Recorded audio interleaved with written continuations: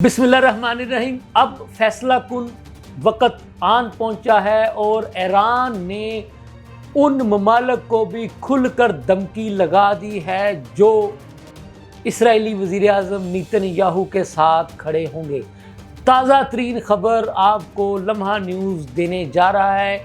Breaking news ये है कि ईरानी सदर खामनाई ने कहा है कि वो लोग वो शख्सियात वो ममालिक जो इस वक्त खुलकर इसराइली वज़ीर आज़म का साथ देंगे वो ईरान के दुश्मन ममालिक तस्वर किए जाएंगे।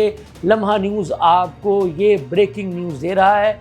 नाज़रीन, ये धमकी ईरानी सदर को देने की ज़रूरत क्यों पेश आई, हम आपको बताते चले। नेतन्याहू जो कि ईरान के लोगों के दुश्मन बन चुके हैं, क्योंकि वो नेतन्याहू जो है वो इसराइली वज़ीर आज़म है। उन्होंने ताज़ा धमकी दी है कि वो अब जो ईरानी सदर हैं खामनाई, उनको निशाना बनाने की कोशिश करेंगे।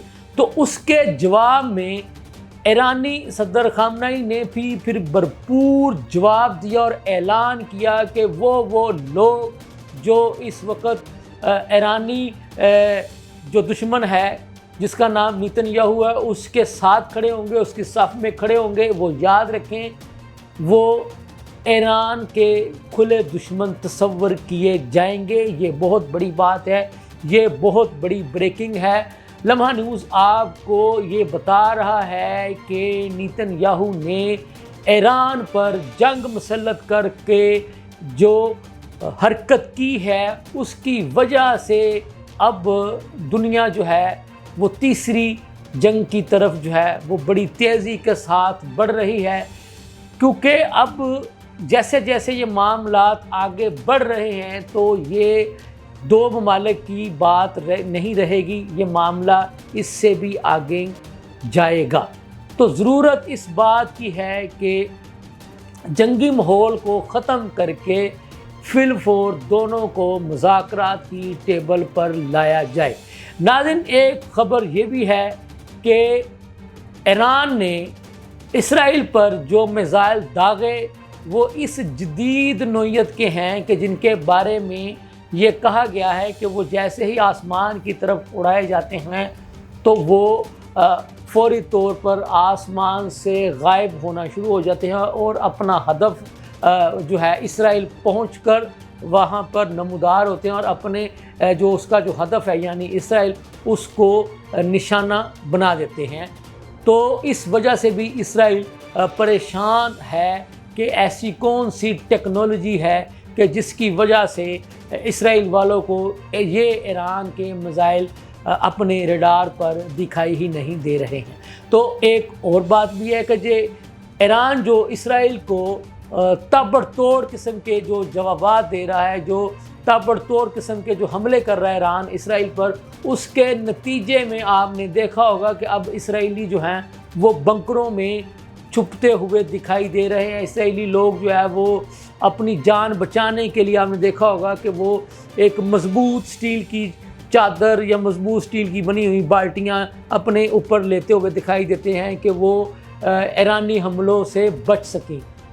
तो बात यह है कि जो नुकसान इसराइल ने ईरान का किया उससे पहले फ़लस्तीन में गज़ा की पट्टी का जो किया वो नुकसान तो दुनिया के लोगों को दिखाई नहीं दिया। और वहाँ उस वक़्त तो इंसानी हकूक़ की जो तंजीमें हैं उन्होंने किसी भी किस्म का कोई एहतजाज जो है वो बुलंद नहीं किया। लेकिन ईरान जो अपना दिफा का हक़ महफूज रखते हुए, अपनी दिफा को यकीनी बनाते हुए इसराइल पर हमले कर रहा है, तो इस वक्त कहीं कहीं से इंसानी हकूक़ के जो नाम नहाद जो अलमबरदार हैं उनकी आवाज़ें भी आना शुरू हो गई हैं। तो हम ये उनसे पूछना चाहते हैं कि जब 2 साल से इसराइल फ़लस्तीन के गज़ा की पट्टी पर रहने वाले मज़लूम फ़लस्तीनियों को खून की नदियों में तब्दील कर रहा था, तो उस वक़्त ये इंसानी हकूक़ के अलमबरदार कहाँ छुपे हुए थे। फिर यही नहीं اسرائیل نے وہاں سے جو خون کی ہولی کھیلی اور وہاں سے وہ خون کی ہولی کھیلتا کھیلتا ایران تک جا پہنچا، اور اس نے رات کی تاریکی میں جو ایران پر جنگ مسلط کرنے کی کوشش کی، ایران پر جو حملے کیے، اس وقت انسانی حقوق کی یہ تنظیمیں کہاں تھیں؟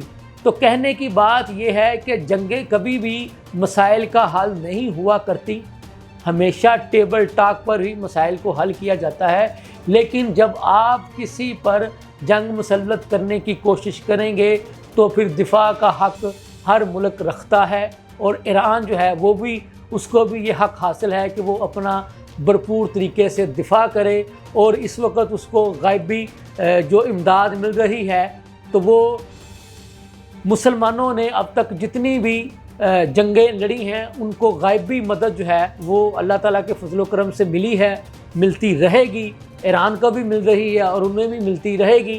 یہ تھی اب تک کی تازہ ترین صورتحال، اس کے ساتھ ہی مجھے اجازت دیجیے، اللہ حافظ۔